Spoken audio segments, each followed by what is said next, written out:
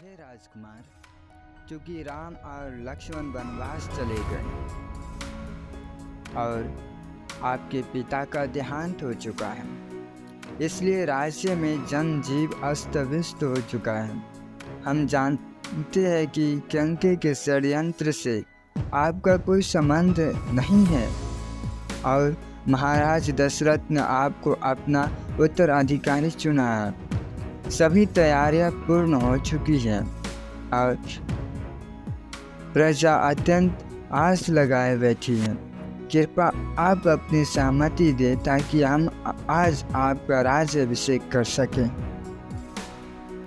इस प्रस्ताव को सुनकर भरत के मन में बहुत दुख हुआ। अपने आंसुओं को रोकने का प्रयास करते हुए वो बोले, हे ऋषि श्रेष्ठ, आप भली भांति हमारे कुल की इस परंपरा से परिचित है कि राजा का ज्येष्ठ पुत्र ही राज सिंहासन का उत्तराधिकारी होता है। मैं राम के स्थान पर राज्य का शासन बनने की कल्पना भी नहीं कर सकता, क्योंकि मैं स्वयं को उनका तुच्छ दास मानता हूँ। मैं यथार्थ शीघ्र बन जाकर राम को अयोध्या वापस लाना चाहता हूँ। यदि मैं ऐसा करने में असफल रहा तब ऐसी स्थिति में मैं भी लक्ष्मण के भांति वन में ही रहूँगा। कृपा करके एक अजय सेना तैयार करवाएं और वास्तुकारों से उन स्थानों पर मार्ग निर्मित कराएं जहाँ मार्ग नहीं है, ताकि हम बिना किसी बाधा के आगे बढ़ सके।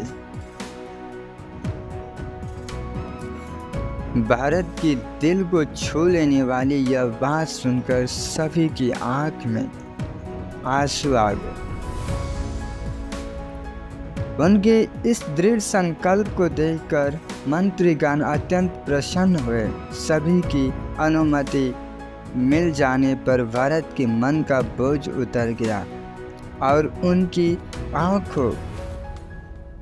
आंखों से खुशी के आंसू निकल पड़े। शीघ्र ही कामगारों की एक विशाल सेना जंगल में एक विशाल मार्ग निर्मित करने के लिए अयोध्या से कूच कर दिए।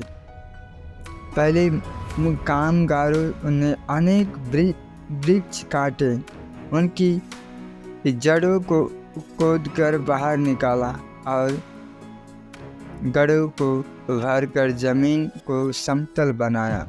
उन्होंने नदियों के ऊपर पुल बनवाए और उनके दोनों तरफ पुल के पौधे और वृक्ष लगाए, रास्ते तैयार किए और इनके दोनों तरफ फूल के पौधे और वृक्ष लगाए।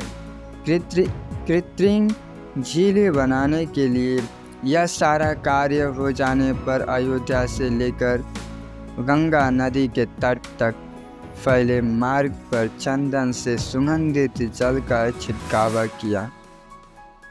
यात्रियों के विश्राम करने के लिए उचित स्थानों पर बड़े बड़े तांबू लगाए गए और उनके चारों ओर बाड़ लगाए गए और खंदे खोदी गए। देवताओं के टहलने तक के लिए उपयुक्त इस संपूर्ण मार्ग को अत्यंत कम समय में निर्मित कर दिया गया था। अगली सुबह भरत ने सुमंत्र को अपना रथ लाने का आदेश दिया और शीघ्र ही वह एक विशाल सेना के साथ अयोध्या से निकल पड़े।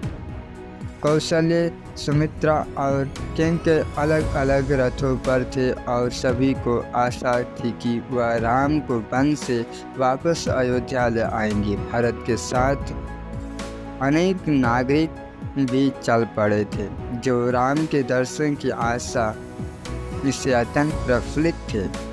गंगा नदी के तट पर पहुंचकर यह दल रात्रि विश्राम के लिए वहां रुक गया।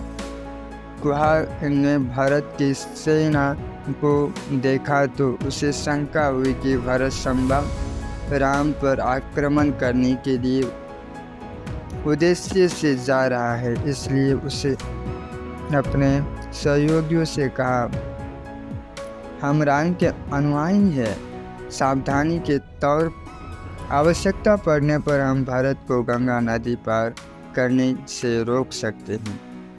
इसके बाद गुहा अपने साथ अपने उपहार लेकर भरत से भेंट करने निकल पड़ा, ताकि उसे भरत के वास्तविक उद्देश्य का पता चल सके। सुमंत्र ने जब गुहा को वहां आते देखा तो अपने भरत को गुहा और राम की मित्रता के बारे में बताया। निषाद राज भरत के पास पहुंचा और उसने भरत का अभिनंदन किया।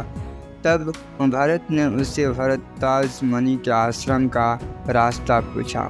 गुहा बोला,